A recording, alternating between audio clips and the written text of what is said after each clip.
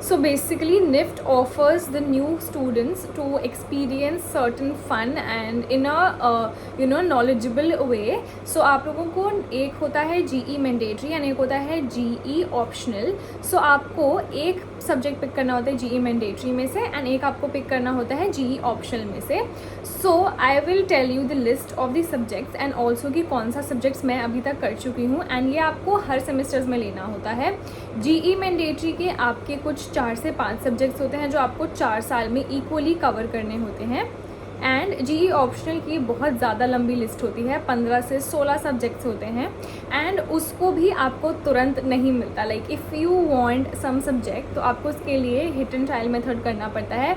CMS में जाके जब उस दिन सिलेक्शन होता है तो एंड ज़रूरी नहीं है कि आपको वही मिले जो आपको चाहिए बिकॉज वो पोर्टल कुछ लिमिटेड टाइम के लिए खुलता है एंड सारे बच्चों के लिए खुलता है. सो जो जल्दी उसमें फिल करता है उसको उसके हिसाब से मिलता रहता है.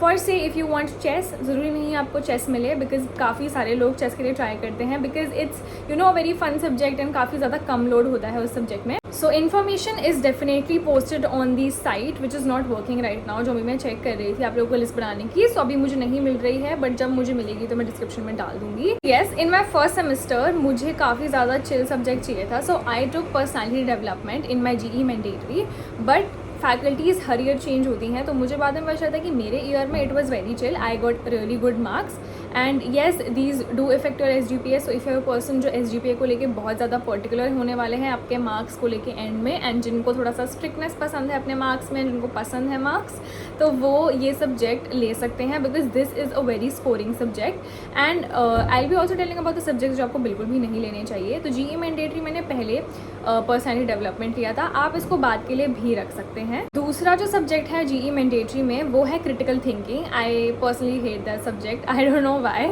या फिर मैं उस सेमेस्टर बहुत ज़्यादा परेशान थी. तो अभी आप लोग फ्री हो तो आप CT ले सकते हो because CT is a lot of thinking processes.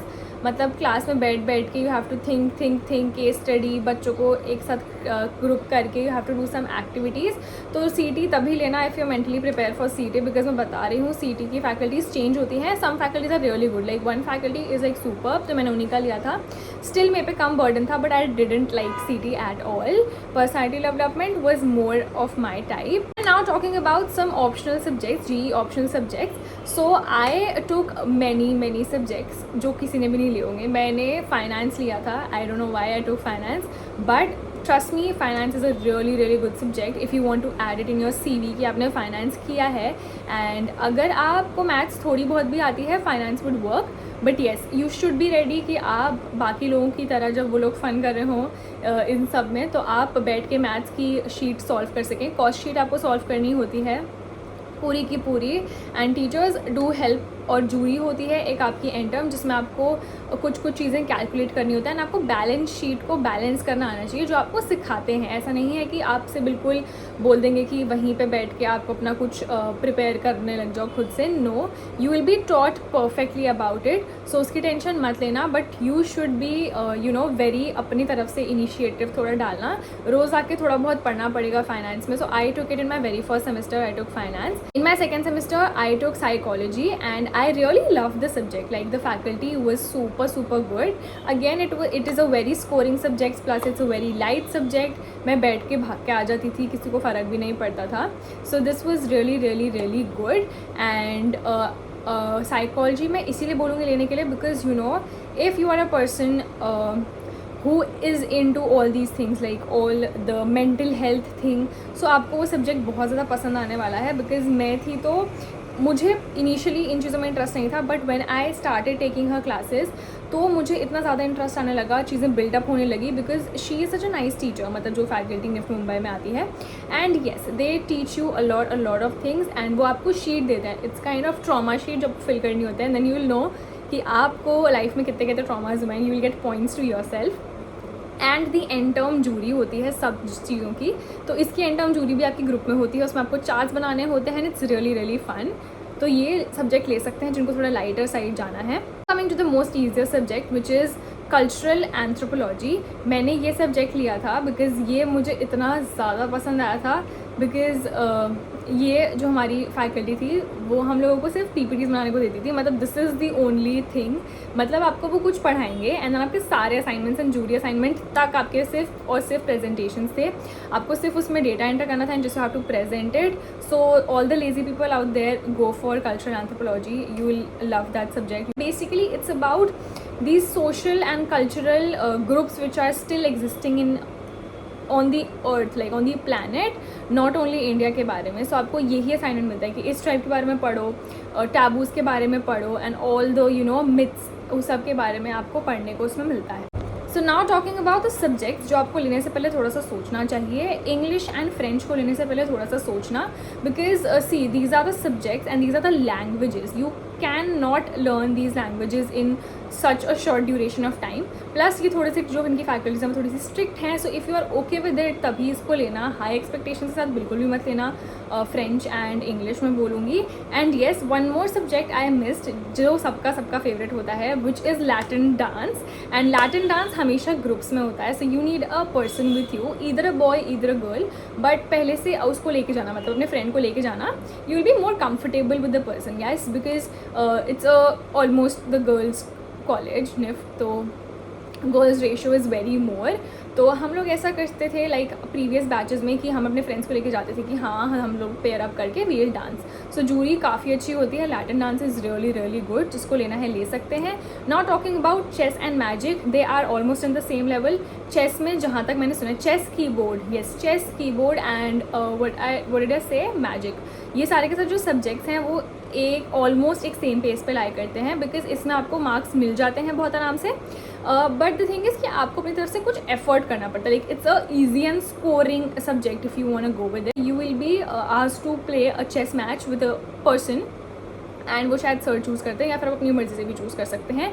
सो 3 से 4 मैचेस होते हैं, तो जो सबसे ज़्यादा मैचेस जीता है, like we use to do odd and even, तो जो सबसे ज़्यादा जीतता है उसके मार्क्स 29 मिलते हैं, दूसरे को 28 मिलते हैं।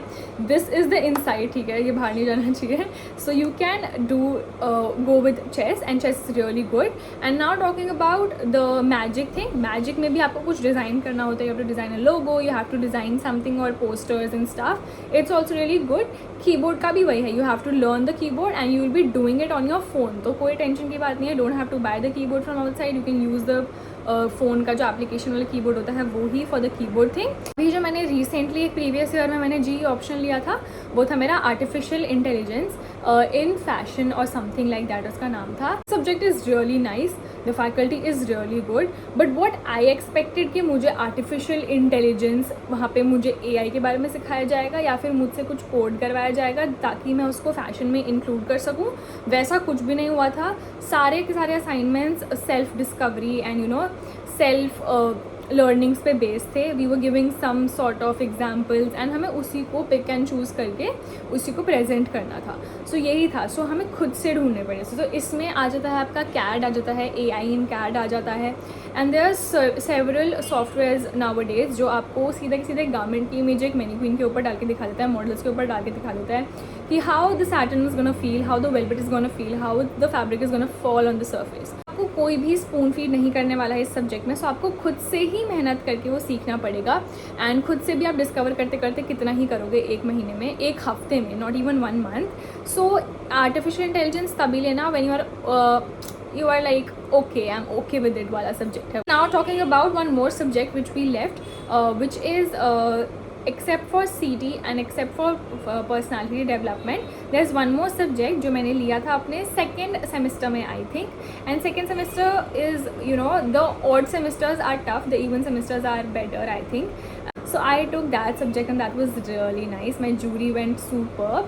उसमें आपको कुछ नहीं करना होता, उसमें आपको सीधा you have to create mood boards, you have to create posters, you have to create certain types of collage and आपको दिखाना होता है बेसिकली। लर्निंग डायरी भी बनानी होती है। सो आप वो वाला सब्जेक्ट ले सकते हैं। It's really really awesome, it's really creative, like BDS वालों को तो बहुत पसंद आएगा वो वाला subject. some people were also confused कि हमें कौन सा IDM लेना चाहिए. This is for the second years. IDM is interdisciplinary minor. तो इसमें क्या होता है कि अगर मैं BFT की हूँ तो मुझे several departments अपना एक एक सब्जेक्ट ऑफर करते हैं जिसको मैं 4 साल तक पढ़ सकती हूँ इन अ शॉर्ट फॉर्म.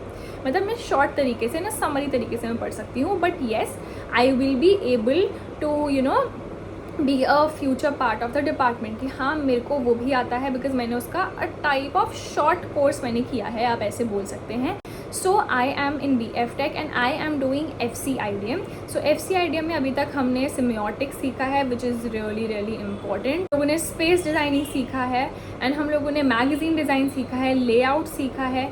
सो ये सारी की सारी जो चीज़ें होती हैं वो आपको कहीं ना कहीं जाके हेल्प करती हैं.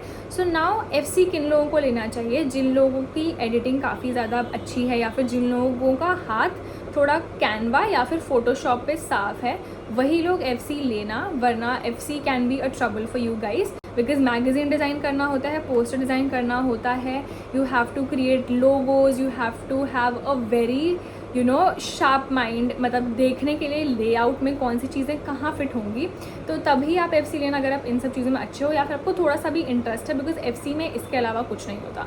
You will be giving with a laptop and that's it. And now talking about the subjects which FD offers.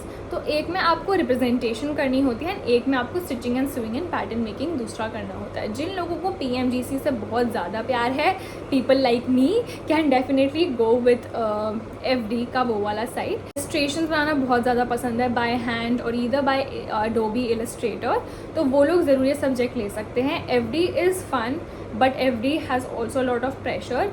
जबकि आपका रिप्रेजेंटेशन वाला जो FD का IDM है वो थोड़ा बेटर होता है बिकॉज उसमें आपको बस बैठ के एक जगह वही काम करना है. थोड़ा बहुत जैसे मूड बोर्ड्स बना लिए, लर्निंग डायरीज बना ली, थ्योरीज लिख ली या फिर थोड़ा बहुत स्टाइलिंग उसमें आ जाता है. बट जब आपका दूसरा साइड रहता है उसमें आपको स्टिच ही करना पड़ता है. You have to stitch, you have to cut and you have to do the pattern making and garment construction thing. Now talking about the AD IDM. सो जिन लोगों को भी थोड़ा कम काम करना पसंद है, जस्ट PPT बना के सबमिट करना पसंद है, कुछ स्केचेस बना के सबमिट करना पसंद है, वो AD ले सकते हैं. AD IDM is very very chill. मतलब in the sense I'm talking कि it's not easy but the workload is a little bit less. तो मतलब जिन लोगों के डिपार्टमेंट में बहुत ज़्यादा काम होने वाला है in future for say FD में, फॉर से TD में, so they can go with AD because AD is a nice combination. अगर आपका खुद का कोर्स बहुत टफ है तो आप वो ले सकते हैं. एंड नाउ टॉकिंग अबाउट कि SGPAs मैटर करती हैं कि नहीं करती इन चीज़ों में. So see the site doesn't tell it कि SGPA मैटर करती है कि नहीं करती बिकॉज दे हैव रिटन कि वो सारे बच्चों को इक्वल चॉइस देती हैं and first come first serve basis पे आपको IDM मिलता है. But I have seen some cases, it's my personal observation, not telling it कि ऐसा ही होता है या फिर आगे भी ऐसा ही होगा. बट मैंने अपने बैच के साथ ये देखा था कि few student wanted FC but what happened कि their SGPA was not up to the mark, so they got AD because उसमें भी आपको प्रेफरेंसेस भरनी होती है. जैसे आपने कैंपस में आने से पहले भरी थी वैसे ही आपको इसमें प्रेफरेंसेस भरनी होती है कि आपको कौन सा IDM पहले चाहिए कौन सा IDM बाद में चाहिए. सो मेरे हिसाब से हर बार ज़रूरी हो ऐसा नहीं है. हो सकता है उसके साथ ऐसे ही हो गया हो या फिर हो सकता है उसके पहले काफ़ी लोगों ने और अप्लाई किया हुआ हो.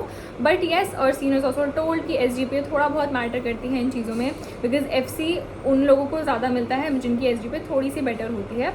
ऐसा आई हैव हर्ड, ठीक है, ऐसा कहीं लिखा हुआ नहीं है. This was a normal casual thing which I have learned and which I have observed in my 2 years. So yeah guys, that is it for today's video. Hope you enjoyed it and do not forget to like, share and subscribe to my YouTube channel so that whenever I post new content you guys get notified first. So yeah, bye bye and see you then.